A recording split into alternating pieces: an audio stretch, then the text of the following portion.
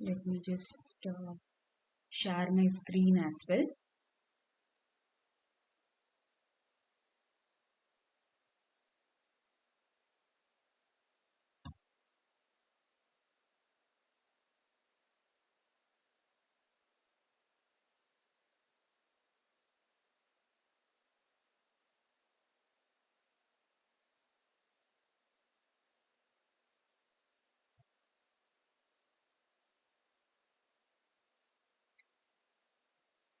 So you're all able to see my screen?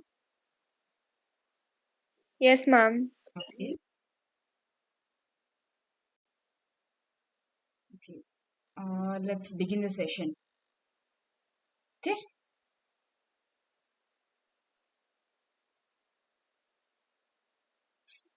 So as usual, we'll go for a brief recap of the lectures of the week 3. Okay, this lectures of week 3 was based on molecular arrangements in states of polymers, right? So lecture 16 was on structures in biopolymers. So what are the molecular structures of biopolymers, different structural levels? So what are the different structural levels that was discussed? Someone remembers? Primary, secondary, that's it. Yes, primary, secondary, tertiary, and quaternary. And then polynucleic acid, where DNA as a molecule for engineering was discussed. This was followed by proteins, where there was a discussion on casein, which is a milk protein. And then there was a discussion on polysaccharides, role of polysaccharides, what kind of role they play. Okay, and there was a discussion on pectin, which is one of the polysaccharides. Right? Yes, So, ma'am. yeah. If someone remembers what is a key feature that was discussed on pectin?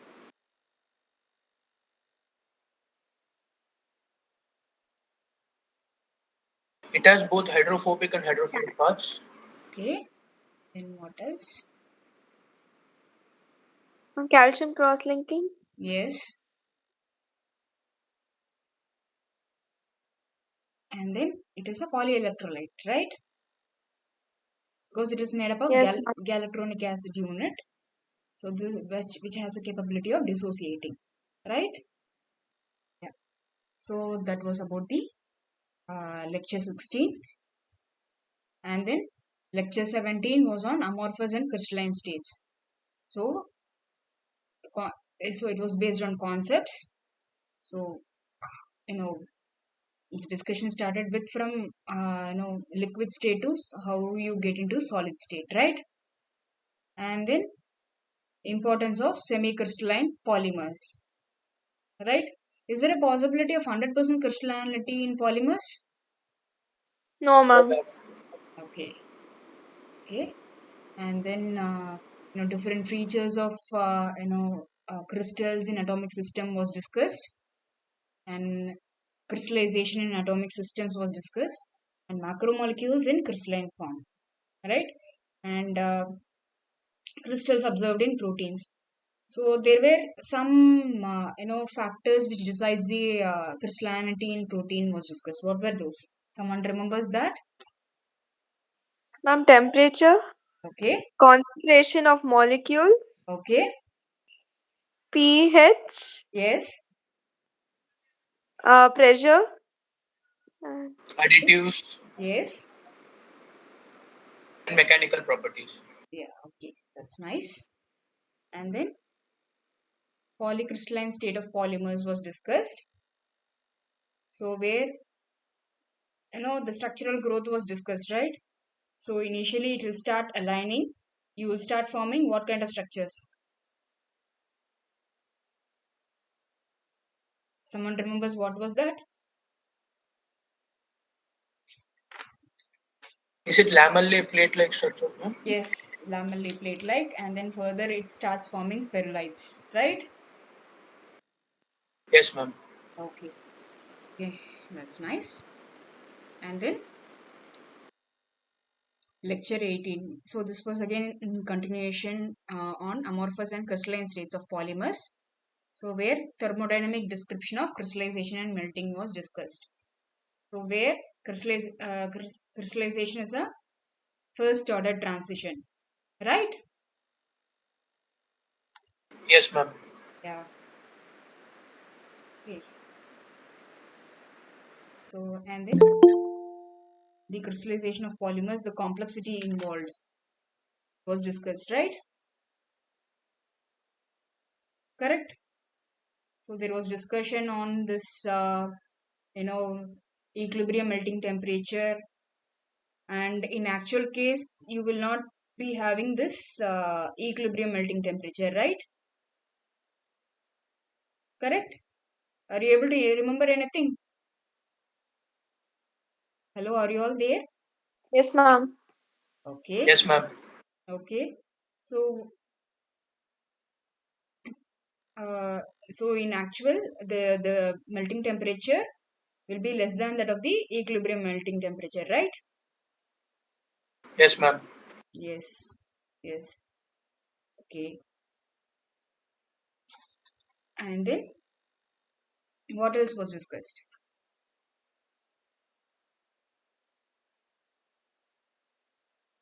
Effect of diluents and also. Yes, effect of diluents. And then, so Effect what of else? finite crystal size. Yes, on finite crystal size. Yes. So the involvement of surface energy, right? It was discussed, right? Yes, ma'am. Yes, ma'am. Yeah. And then aspects related to kinetics were discussed, where rate of crystallization, and then when mixtures of polymers come into picture, again what are the further complexities involved, right? So that, Co-crystallization, ma'am. yes, on crystallization. So see, some of the polymers, when two polymers are mixed, there's a mixture of two polymers. So one polymer has some bulky group, then again that will not have a capability to crystallize easily. So the crystallization capability of the other polymer is also affected, right? So the crystallization process of polymer mixtures and all becomes much more challenging, correct? So these aspects were all discussed, right? Someone remembers? Yes, ma'am. Yeah. And then orientation, the next lecture was on orientation. So orientation at molecular level, at crystallites, and then domains include like when there are blend of polymers. So the domain of polymer 1 in polymer 2, and then polymer 2 in polymer 1, and then orientation of fibers or fillers and all was discussed, right? Yes, ma'am. Yes, and then this was followed by quantification, where the concept of the position vector was discussed, right? Yes, ma'am. Yeah. So what happens to the position vector and the angle cos square theta when you have a random orientation? I mean, it takes up the value of 1 by 3, and in all x, y, z, it's the same, so it sums out to be equal to 1. Yeah. Okay. Okay. Does it sum so to be one?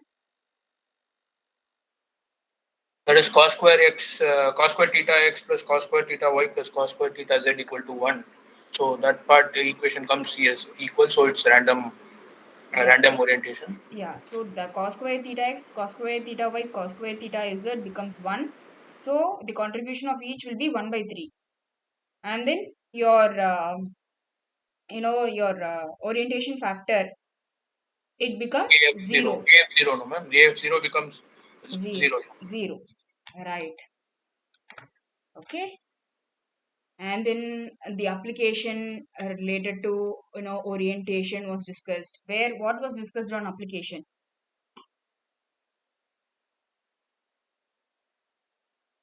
Someone remembers what was discussed on application? Ultra high molecular weight polyethylene. Yes. So where the orientation, it brings in the tensile strength closer to something like aramid fiber or glass fiber, graphite, right?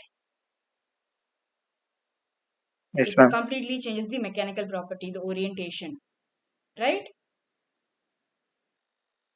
And then, biaxially oriented films of BOPP, BOPET, BOPA was also discussed, right? And then, Yes, ma'am. yes. So this was followed by orientation during processing. So what are the different processing? What is the draw ratio, right? And then, using of rollers for orientation, blow molding, right? These were all discussed, correct? Yes, ma'am. Yeah. And then orientation, how is it being measured also, right? Using this birefringence, because orientation causes anisotropy, right? Yes, ma'am. So there will be an anisotropy in refractive index, which is called as birefringence. So from which you can identify the orientation, and also scattering techniques can be used, right? Okay. Now then lecture 20 was on, again it was on interactions, which is again a concept based lecture. So interaction of polymers at molecular level, right? So what are the interactions? Someone remembers?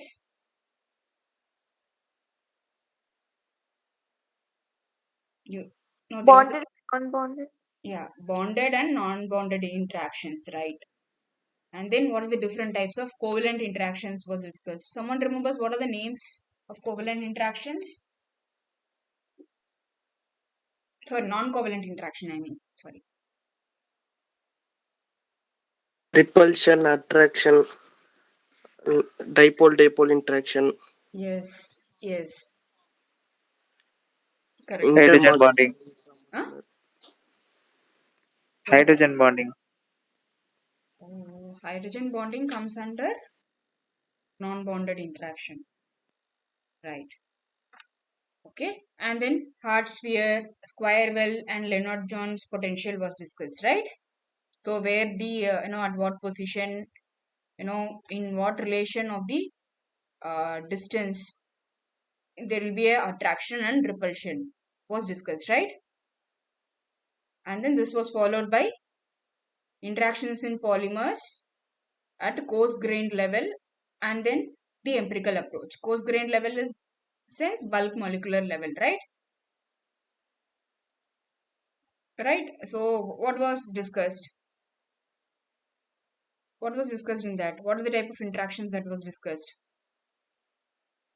Someone remembers? Steric repulsion. Yes, steric repulsion because of bulky group, and then Brownian forces, right? Especially in case of, Entanglement. yes, Brownian forces in case of polymer solution, entanglement in case of concentrated polymer solution, or polymer melt, right? Right? Are you all able to recollect? And then empirical approach, one was based on intrinsic viscosity and the other was based on solubility parameter, right? So intrinsic viscosity, what will it do? It measures the interaction between solvent and macromolecular. Yes. So and this intrinsic viscosity, it gives a viscosity when exceedingly small quantity of polymer, like C tends to 0, that exceedingly small quantity of polymer when it is added, how does it changes the viscosity of the solvent, right? Yes, ma'am. Then lecture 21 was on kinetics of crystallization, where glass transition and melting was brought into picture, and then polymerization, polymer crystallization, where structure and growth was discussed, and then crystallization rate as a function of temperature, and then lamella thickness as a function of temperature, right? You are able to remember? Hello, are you all there? Are you all there? Yes. Yes, ma'am. Yeah. And then crystallization, where it is affected by cooling rate as well, right? And then there was a discussion on nucleation and growth, right? So where multiple nucleus form and they also again dissolve back into the solvent, whereas in some cases nuclei is formed and then they start growing, right? And then two models of crystallization was discussed. One was the Abrami model and the other was Ozawa model, right? Then lecture 22 was on glass transition. So it was on properties. So what is the amorphous state and properties in glassy state and the dependence of the glass transition temperature on the history, right? And what happens in glass to rubber transition was discussed and dilatometry was discussed. So dilatometry is a method to find the glass transition temperature, right? And the importance of glass transition temperature was discussed, correct? Yeah, right. Are you all there? Hello. Yes, ma'am. Yes, ma'am. Okay, fine. Now let's go to the practice assignment. So tell me this. Polynucleic acid, proteins, and polysaccharides are macromolecule families. Biomacromolecules can be linear or branched. Pick the correct pairing. So, is it polynucleic acid are linear, proteins are linear or branched, and polysaccharides are linear? Or is it polynucleic acid linear, proteins linear, whereas polysaccharides are linear and branched? Or is it polynucleic acid linear or branched, proteins are linear or branched, and polysaccharides are linear? Or is it D, polynucleic acid are linear or branched, proteins are linear, and polysaccharides are linear? Which one is the correct? So this is based on your first lecture of this week. Yeah, ma'am. Is it? Yes, ma'am. Polynucleic acid is linear and proteins linear and branched. Polysaccharides. Is it so? Do all Was of it you option agree? C? Do all of you agree? Okay, someone said it's option C. Polynucleic acid is linear and branched. Proteins are also linear and branched, whereas polysaccharides are linear. Option B, ma'am. Okay, so I've got three options now. Three people have said three different options. So which one is right? What do you think? Think again and tell me which one is right.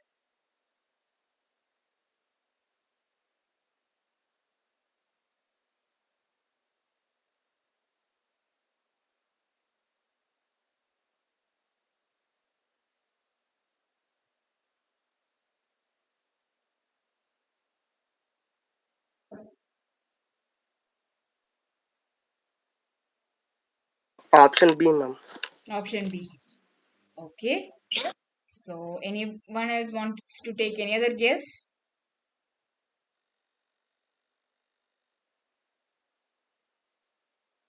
Or shall I tell the answer? Okay, no one is responding. The answer is option B. So polynucleic acid and proteins are linear. Okay, and that is why you can get the exact molecular weight of these polynucleic acid and proteins. Okay, their polydispersity index is also 1. Okay, whereas in case of polysaccharides, they are linear or branched. Okay, fine. Hello, are you all there? Yes, ma'am. Second, you're all there. Okay, okay, okay, okay. Now let's move on to question number 2. So this is again GATE 2021 question. When the rate of cooling is increased due to solidification process, the glass transition temperature of a polymer, does it increase or decrease or stays unaltered or shows a monotonic dependence? Decreases, ma'am. Does it decrease? Yes, ma'am. All of you agree? This is again, it was there in your, last but one lecture, I think, last lecture, which was on glass transition. All the properties and all was discussed. Glass transition. Does it decrease? All of you agree with that? I need at least 2 or 3 people to answer. Hello, are you all there? Someone is typing, is it?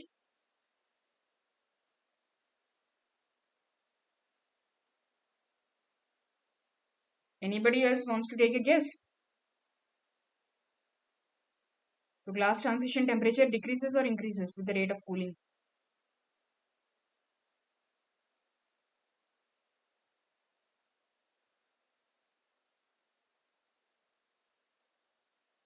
Okay, I am telling the answer. Nobody is responding.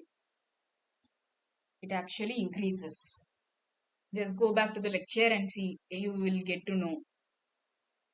It is even plotted in, graphically and shown. You all remember? Someone remembers? Decreases, yes. 2, 3 people have Shivakumar, Priyadarshini, they have answered. Yes, it decreases, yes. Sorry, it increases. It's not decrease, it increases.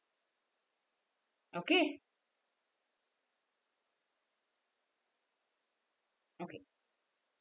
Let's go on to question number 3. So there are 2 different PTFE polymers specifications of the following density and crystallinity. So for specimen 1, the density is 2.144 gram per centimeter cube and the degree of crystallinity is 50%. Whereas for specimen 2, the density is 2.215 and the percentage crystallinity is 75. So assuming the polymer is pure and defect free, the density of 100% amorphous PTFE specimen will be, what will be the density of pure amorphous specimen? So this is again a gate question, very recent gate question which was asked in 2021. So how to approach this? Someone has any guess? Hello? Someone has any guess how to start this?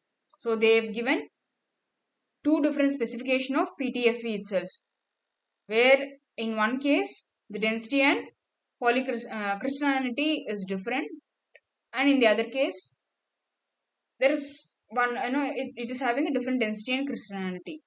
Now how do you find the density of an amorphous PTFE with this data? Anyone? Hello? You can just start saying something. There is nothing right and wrong. Anyway, I will discuss the detailed answer. Okay, Shiva says he is not having any guesses. Okay. Anybody else? Ma'am, phi C is given by rho minus rho A by rho C minus rho A. Yes. So, Yes. based on that, I think we can put to the 2 cases and then get the value. Yes. Yes. You're perfectly right. So, so, so you have the given data. So where you have the density and percentage crystallinity. So from this, volume fraction can be calculated. Volume fraction of crystallinity. So which is 0.5 in first case and 0.75 in second case, right? And then, as you said, you have the relationship between the volume fraction of crystallinity and the density of polymer and amorphous phase and crystalline phase as given by this, where phi c is equal to rho minus rho a by rho c minus rho a, where rho a is the density of amorphous phase and rho c is the density of crystalline phase. Okay. And then you can just have the rearrangement. So rho c minus rho a is equal to phi c into rho minus rho a. And then for specimen 1, you can find rho c minus rho a is equal to equal to the right hand side with the given data. You can insert whatever is available, right? Because rho in each case is given, right? So after rearrangement, now you can assume that the density of the crystalline and amorphous phase in each case is constant. The difference is only due to the volume fraction of crystallinity. Okay, but the density of the individual phases are constant. With that assumption, you can equate the equations 1 and 2. Okay, and then you can find the density of amorphous phase. So, which will be the density of 100% amorphous PTFE. Fine. Are you all able to follow? Hello? Yes, ma'am. Clear, right? You're able to follow, right? Okay, Yes, ma'am. nice. And should it be divided by rho c, sorry, phi c, or how is that coming equation? How is the equation coming? You just rearrange the equation. Okay, so you have the equation, phi c. So the phi c value is given because percentage crystallinity is given, that you can just convert it into volume fraction. Right, 50% means 0.5 will be the volume fraction. Okay, and similarly 75% means 0.75. Just by 100, that will give you the volume fraction. Just assuming 100% volume, and then what is the fraction of that? Right? Okay, ma'am. Yeah, and then you just rearrange the system, and then one key thing is that you have to assume that the density of crystalline phase and amorphous phase in both the specimens are constant, in the sense both are same. Both specimen 1 and specimen 2, they have same density of amorphous phase and the crystalline phase. Okay, but since there is a difference in the volume fraction of crystallinity, their total density differs. So with that assumption, you can just proceed and then find the rho A, which is nothing but the density of amorphous phase. And the last, as per the question that is asked, what is the pure defect-free density of 100% amorphous phase, which is what is the density of amorphous phase, what you have calculated. Okay, you're clear? Someone Yes, asked. ma'am. Yeah. Okay. Fine. Okay. Now let's go to question number 4. The enthalpy of fusion for a polymer is found to decrease from 135.6 joule per gram to 120 joule per gram after 5 years of use. So if enthalpy of fusion of the same polymer with 100% crystallinity is 290 joule per gram, then the loss in crystallinity after 5 years is, what is the percentage? So this is again very recent question from GATE 2022. So how to approach this?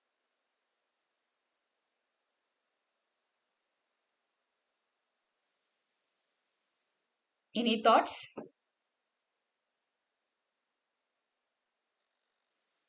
Ma'am, delta HF of polymer is equal to delta HF of the crystal into that formula, ma'am. I'm not sure of it. Okay, yeah. You're right. You're right.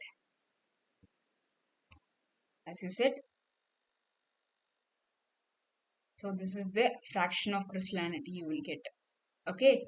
So as you said, the delta F of the polymer is equal to delta H of the, nothing but heat of fusion of the crystal. Complete, assuming 100% polymer crystal. This is nothing but the data given in this question, 290 joule per gram. Right? Multiplied by Xc, the fraction of crystallization.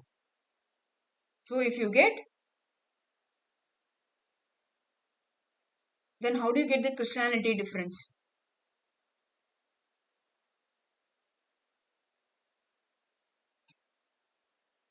You are right. So what next?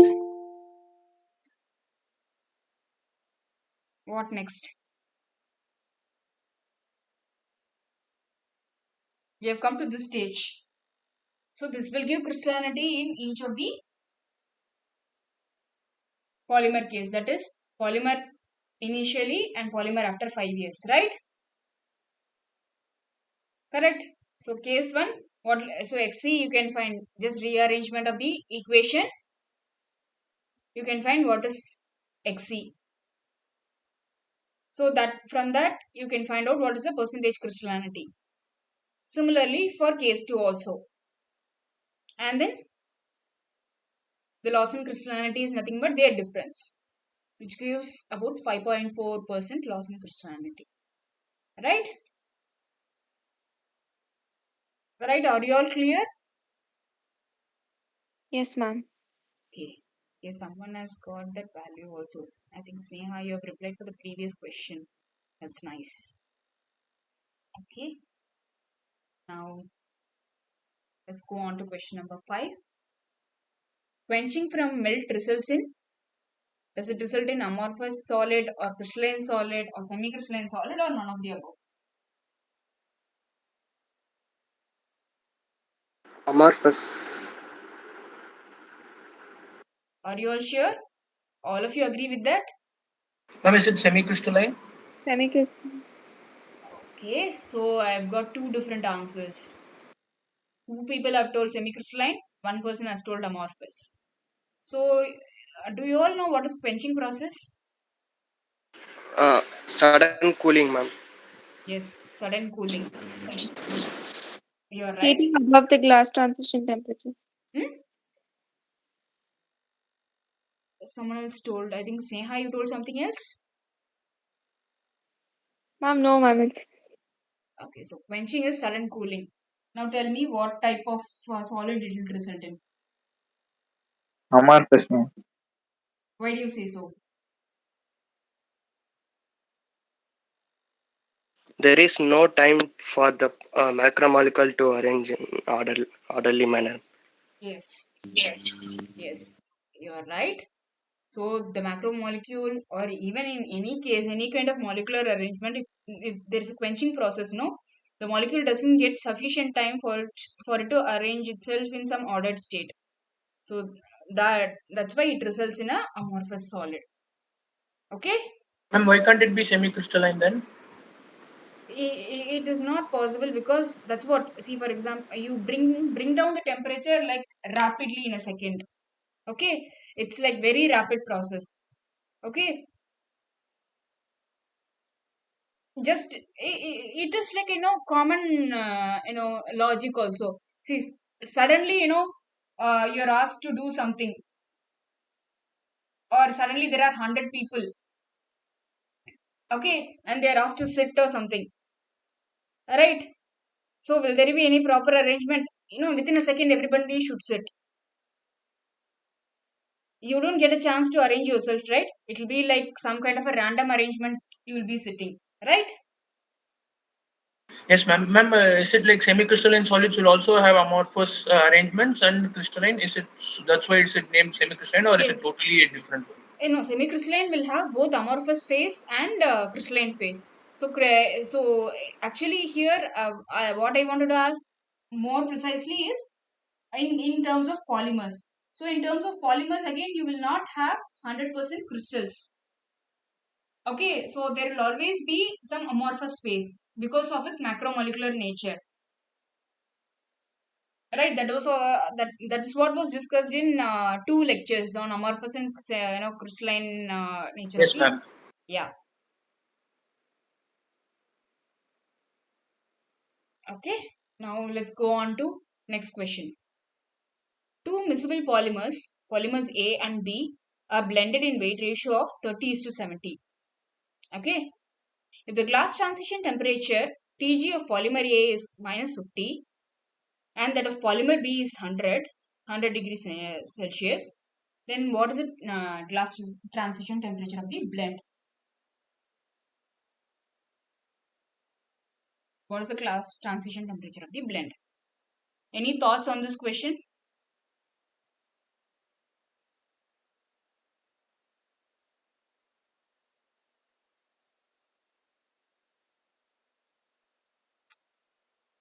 Any idea you have?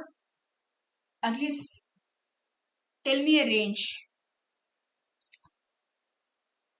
Between -50 to 100. Yes. Okay. That is one of the most easiest way to say. Okay. But still, it's fine. So, any other thought process?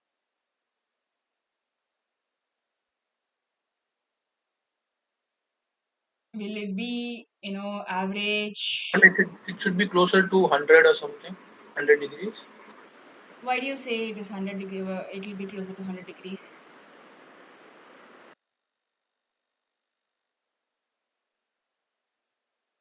And Whenever is it you, an additive property?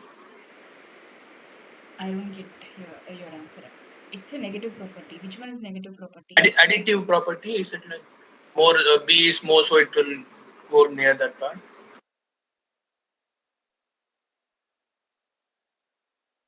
Additive property. Okay. Since weight ratio, of B is more than A, you're saying so. Okay. Okay. Ma'am, is it 55 degree, ma'am? 55 degree. How did you arrive at this answer? Like something like general aptitude, like, ma'am. Okay. So, any other guesses?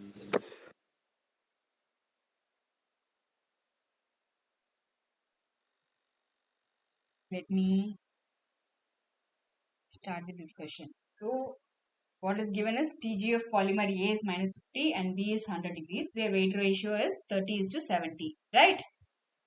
Now, there is a particular equation called Flory-Fox equation, which gives the relationship of Tg for a blend based on their weight percent or weight and their individual glass transition temperature, which is given by 1 by Tg, which is where Tg is the glass transition temperature of the blend, is equal to weight of polymer 1 by Tg1 plus weight of polymer 2 by Tg2.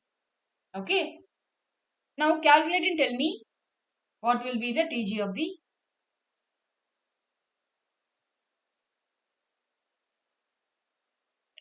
the blend.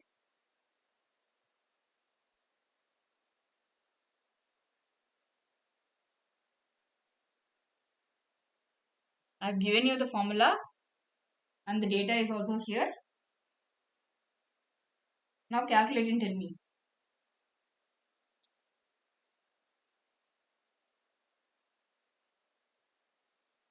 What will be the Tg of blend? Ma'am, 10 degrees Celsius. So how did you calculate it? Ma'am, using that formula only. Okay, so what were the values you had mentioned? So what was the value of W1? 30. Okay, And W2 is 70. okay, And TG1 and TG2, if like I converted it into Kelvin, so okay, okay, okay, okay. In one place, your approach was correct. In one place, it wasn't. okay. Ma'am, should we take it in Celsius itself? Wait, let others think and say which was correct and which was wrong. Anybody wants to take any guess?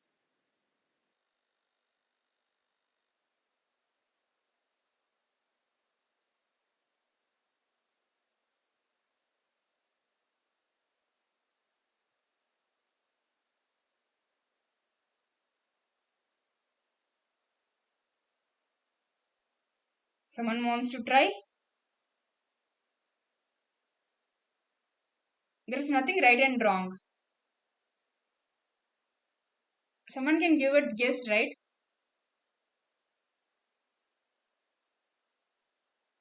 See how you told 10 degrees centigrade, right? The answer is Yes, ma'am.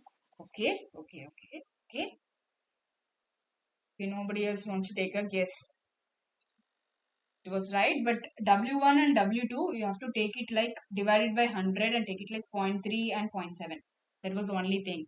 And one good approach was that you have to convert it into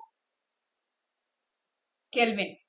Okay, so when you have these kind of equations, some kind of generic equations and all, first of all you have to identify in which kind of units they take in or consider the equation. Okay, for example, the scientists have taken the equation. Okay, this will be for certain cases. Okay, and here they have taken into consideration in terms of Kelvin, and then you will get the TG of the blend as 310.54 Kelvin, which is nothing but 37.4 degrees centigrade or degree Celsius. Okay, are you all clear? Clear? Yes, ma'am. Yes, ma'am. Okay, fine, perfect. Okay, now let's go on to question number 7. Match the range of interactions for the following type of non-bonded interactions. Okay, so you have you've been given 4 different type of non-bonded interactions: charge dipole, dispersion, charge, repulsion, and the range of interaction is given as 4 options you are given: 1 by r, 1 by r power 12, 1 by r square, and 1 by r power 6. So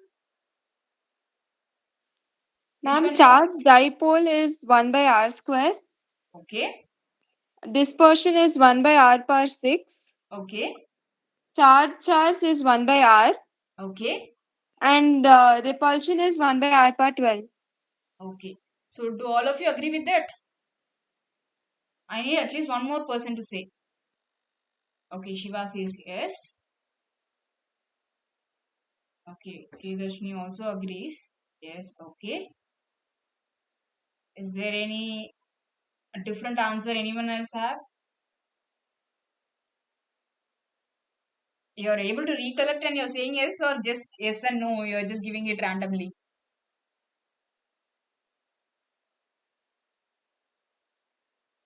Basu, you're able to recollect and you're saying yes? Shiva? Yes, ma'am. Okay, okay. That's nice. Yes, you are right. So charge dipole is 1 by r square, and then dispersion is 1 by r power 6, charge is 1 by r, and repulsion is 1 by r power 12. So this repulsion 1 by r power 12 is what you will also get in this Lennard-Jones potential diagram. Okay,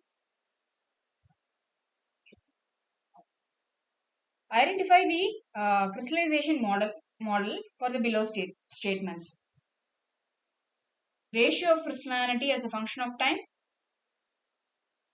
and crystallization based on cooling rate. So is both statements, is it for Abrami model, or both is for Ozawa model, or A is for Ozawa and B is for Abrami, or B is for Ozawa and A is for Abrami? Which one? Third one, ma'am. Third one. Okay, so you say that ratio of crystallinity as a function of time is for Abrami model, and crystallization based on cooling rate is for Ozawa model. Right? So anybody else have any different thoughts,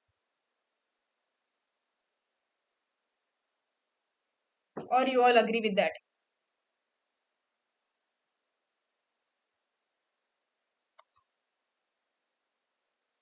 Anybody else?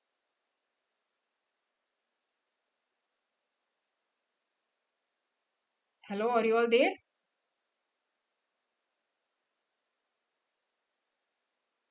Okay, whoever answered, your answer is right.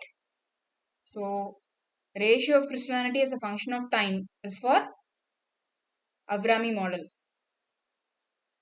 and crystallization based on cooling rate is for Ozawa model. Why is it so?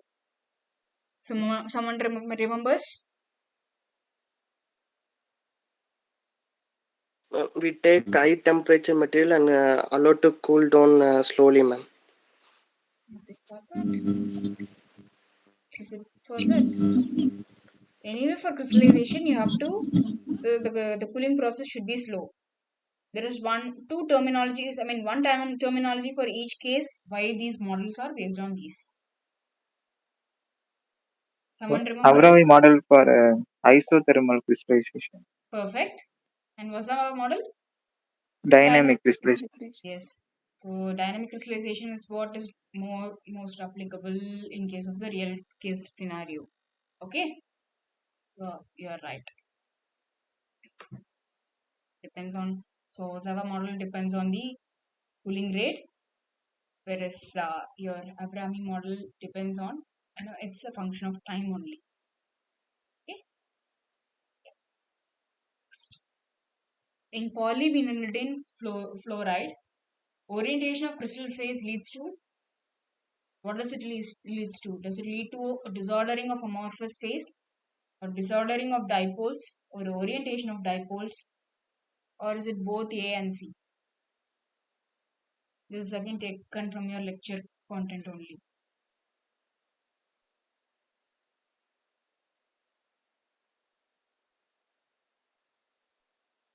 So what do you think? Orientation of crystal phase in case of PVDF.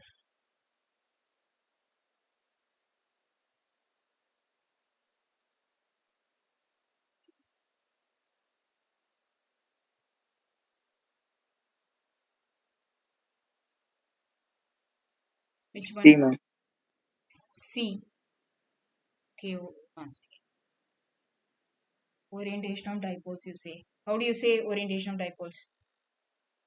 What made you say it's orientation of dipoles?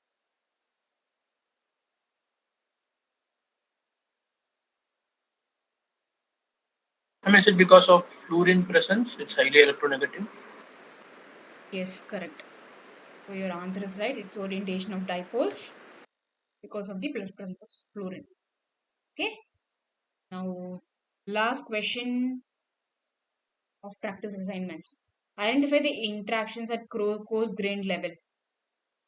What are the interactions at coarse grain level? Is it steric repulsion, or dipole-dipole interaction, hydrodynamic interaction, excluded volume interaction, or entanglement?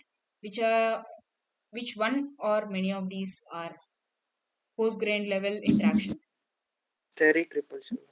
Okay, this is the only one. C and D. Entanglement. C. Okay, entanglement someone told. What else? Or only two? Hydrodynamic interaction. Yes. So it is steric repulsion, aerodynamic interaction, and entanglement. All of these are coarse grain level interactions. Okay. Now let's get on to the doubt clarification session. Post for the questions posted in the forum. Before that, do you have any other doubts? Or maybe we'll discuss this doubt clarification on the questions asked in forum, and then if you have any further doubts, we'll get that clarified. So I think Nimalan, he has asked why natural rubber takes more time for biodegradation even though it is from a tree. Any thoughts? Anybody else?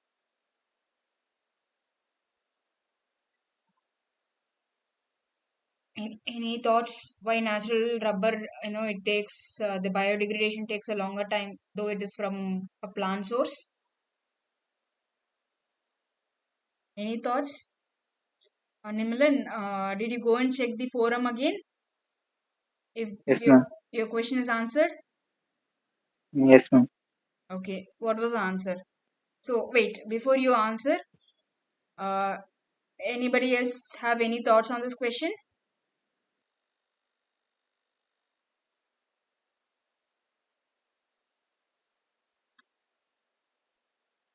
Any thoughts? Okay, I don't think any of you have any thoughts on this question. Okay, the answer is that though the rubber is extruded from the trees, one thing that happens is that there is always a processing followed by it. So once you take it from the tree, there is a processing, right? And you know that uh, for natural rubber there will be vulcanization process where there will be a cross-linking with sulfur and all, right? So this actually causes difficulty in biodegradation. That is the reason why natural rubber also, it takes a longer time for degradation. Okay, as extruded from tree, it may be easy to biodegrade, but once we process it and cross-link it, it becomes difficult. Fine. All of you agree? Or you Yes, have ma'am. any thoughts? Okay. Now the second question, again this was posted by Nimalan.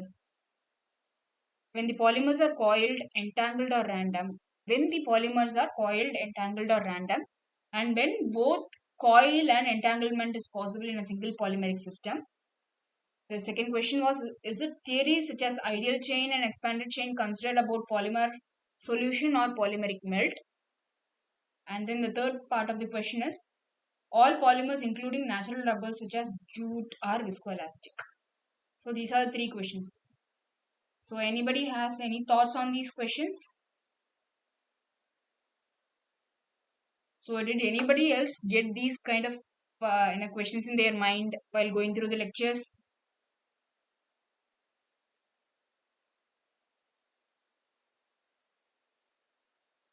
I don't think you're all active in replying. There's nothing right and wrong. Okay. Vasu has replied he didn't have any kind of thoughts. Did you get any other question in your mind, Vasu? Any No, other? ma'am. I need to do more reading about it. Okay, okay, you didn't. You also don't have any other no doubts. Also, is it? I do have one, but I'll ask in the last one. Okay, okay, fine. Okay, now let's proceed. So yes, the answer is that coiled, random, rod-like, stretched are all with respect to conformation of a single macromolecule. Okay, so these are all concepts related to the single macromolecule. So when the topics covered on single macromolecule, you would have come across these terms: coiled, random coil structure, rod-like structure, stretched. Okay, whereas entanglement, this comes in multiple, when there are multiple macromolecules, like when concentrated solution, right? When you came across these interactions and all, so concentrated solution or polymer melt, that is where you get polymers, multiple polymer molecules start getting entangled. Okay, Nimalan, are you able to understand? Yes, ma'am. Yeah. So if the system is dilute, like dilute polymer solution, then you may have a coiled or stretched structure. So this again, it depends on the interaction with the solvent. Okay, if the solvent is a good solvent, okay, you will have a stretched conformation of a single macromolecule. Whereas if the solvent is not a suitable solvent for the polymer, then the polymer molecule will tend to interact with each other, and it tends to take more of a coiled structure because it is not able to accept this solvent. Okay, so and in this case there will be no entanglement in case of dilute polymer solutions, because you are assuming it to be uh, as it is said, it is very dilute, so multiple polymer interaction there is no possibility, right? They are far apart, so there is no entanglement question over here. On the other hand, you know in case of concentrated solution, as discussed, like polymer melt or concentrated polymer solution and all, no, then you have coiled or stretched. Again, this can have a coiled or stretched macromolecule units, but they will also have an entanglement. That is, multiple macromolecule unit, they will entangle with each other. Okay, it like a bowl of noodles, right? So a bowl of noodles, it has this multiple noodle, right? So it gets entangled. Correct? You are able to correlate that? Yes, ma'am. Okay, okay. So the second question was, is it theories such as ideal chain and expanded chain considered about polymer solution or melt? So these are applicable for actually solution melt and also their rubbery state. Okay, in all these cases, the polymer can take different conformation like your random or extended conformation, expanded chain conformation, and these ideal or expanded chain concept applies for all. Okay, and in all these states again there is sufficient thermal energy for the conformations to change, right? So the molecules will have thermal energy for change in conformation, right? That is what the segmental mobility and all those things you uh, take into consideration, right? So the you can observe both the ideal and expanded chain. Okay, and then the third question was, are all polymers including natural polymers are viscoelastic? Yes, definitely all are viscoelastic. So on viscoelasticity you will get to know in the future lectures. Okay, and that is why when you say on polymers you don't say it is solid or liquid directly, you will say solid like, liquid like. Okay, because even in solid there will be some liquid like behavior, and in liquid there will be some solid like behavior, which is what is determined by this viscoelastic nature. Okay, Nimalin, are you clear? Yes, ma'am. Okay, and others, you're also able to get the question and the answer. Yes, ma'am.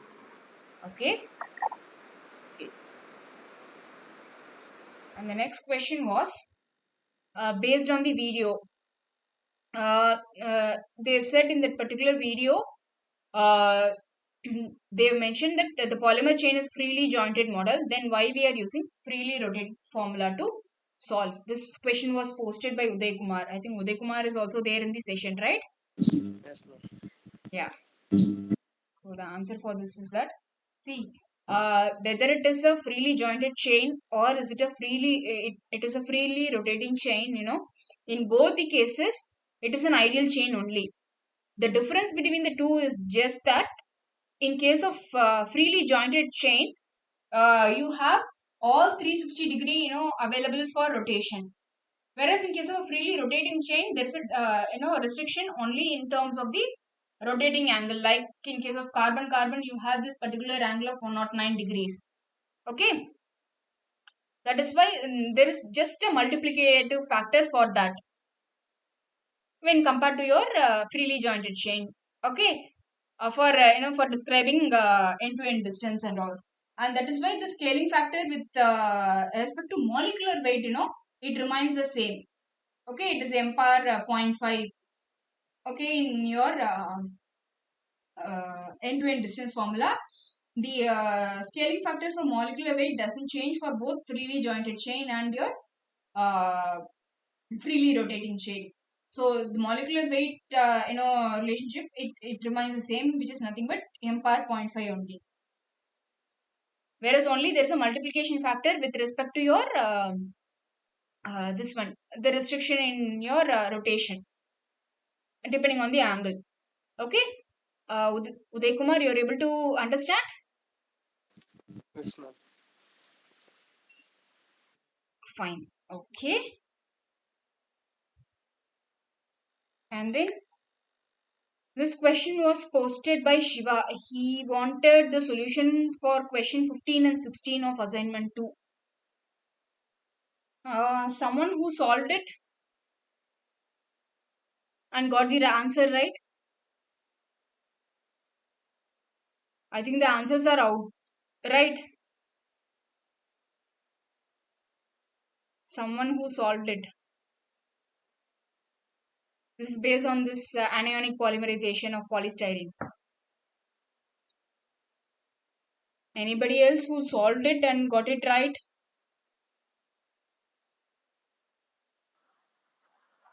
No one, is it?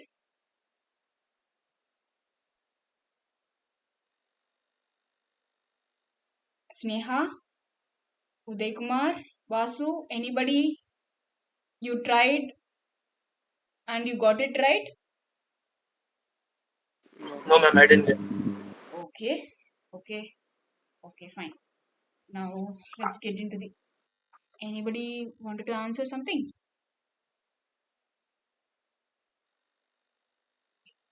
So you all remember the question, right? In anionic polymerization, an anion acts as an initiator or active center. Okay, the monomers attached to each and every active center statistically. If Ci is the concentration of the initiator and Cm is the concentration of monomer, then number of average molecular weight is given by Mn bar is equal to Cm by Ca into M naught. So this can be you can give an analogy with with balls and boxes. So if there are ni number of boxes and nm number of balls to be put in these boxes, what will be the average number of boxes in balls in each box? If weight of each ball is m naught, okay, then average weight of the ball in each box will be what will be that? Okay, this analogy is possible because anionic polymerization, as it was covered in the lecture, it is a living polymerization. So there are no termination or chain transfer reactions. Okay, and the number of active centers decides the number of polymer chains growing, and each monomer gets statistically added. So they start getting added, okay, statistically to the active centers unless there are no more monomers. That is, monomers are completely exhausted. Okay, so this is a condition for an anionic polymerization. Now they've given that production rate of a single line of polystyrene unit using anionic polymerization is 25,000 metric ton per annum. And the initiator is N-butyl lithium, and the requirement of this N-butyl lithium is 2 metric ton per annum.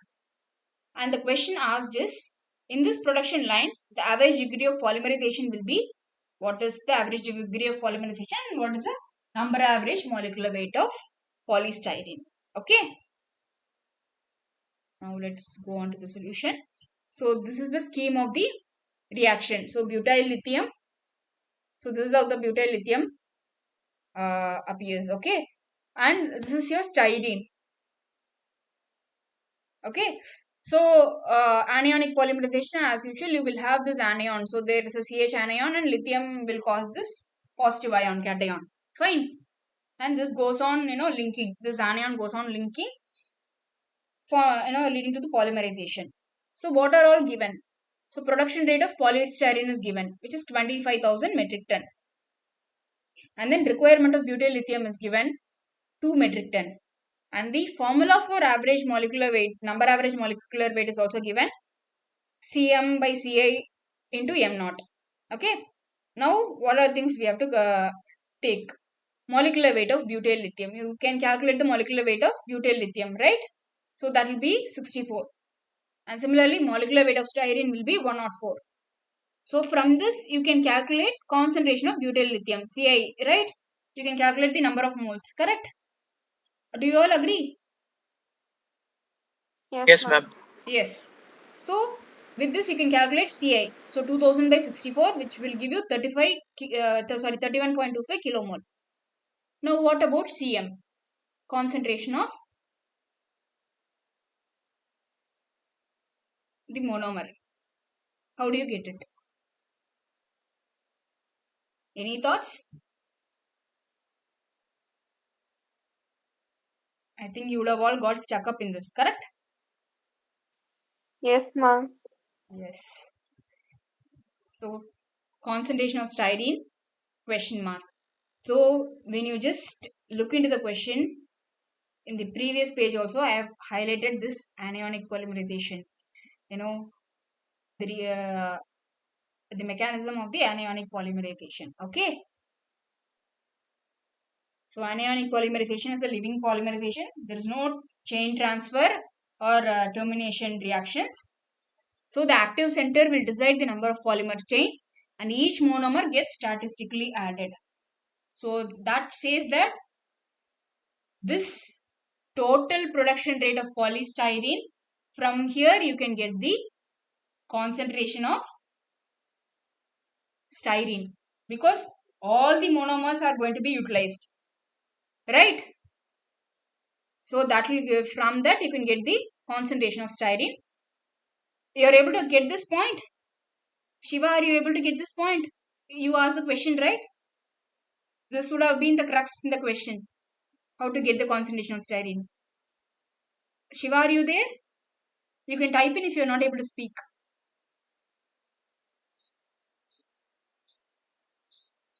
Okay, there is no response from me. So others, are you able to get it? So the key point is that each monomer gets added, statistically added to active centers until the monomers are exhausted. So this is what is the key. So from this, you know the total weight and the molecular weight of styrene also you know. So from this you can find out the concentration of styrene. Right? Are you all able to get it? Yes, ma'am. Okay. Yes.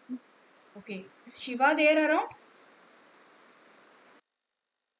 See? Yeah, I think he has left the meeting. Anyway, if he sees the video, he'll be able to get it. And then you have the CM and CI from which you can get the degree of polymerization, because here again the concentration of the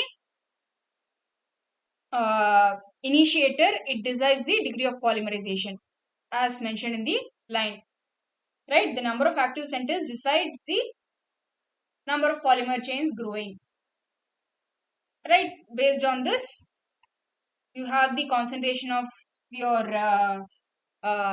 monomer also and concentration of your initiator also, from which you can find the degree of polymerization to be 7692. And then the number average molecular weight, obviously you will know, it is nothing but your N into M naught. That is nothing but 7692 into, again M naught is nothing but your molecular weight of monomer. So that is 104. You will get approximately 8 lakh kg per kilomole. Fine. You're all clear with this? Hello? Yes, ma'am. You're clear. You're able to find out, you're able to understand that particular point, that the monomers gets statistically added until the monomer is exhausted. So this made us identify what will be the CM. And then this initiator, it decides the degree of polymerization. So CM by CA decides the degree of polymerization. Right? If you get those two, you will get the answer. Okay? Hope you all got it. This brings us to the end of the session. Okay? So anybody else, any other questions you have?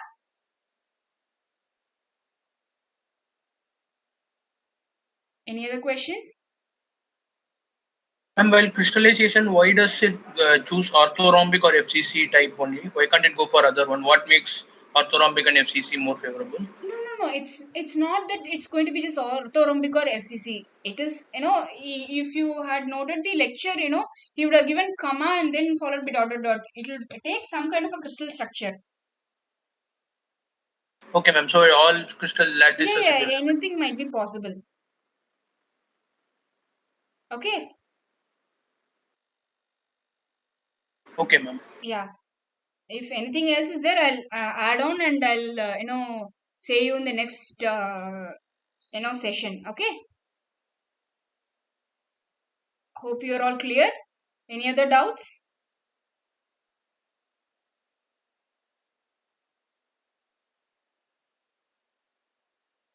Clear? Okay.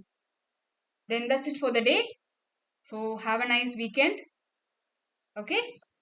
Thank you, ma'am. Thank you. Thank you, ma'am. Yeah, thank you. Thank you, ma'am.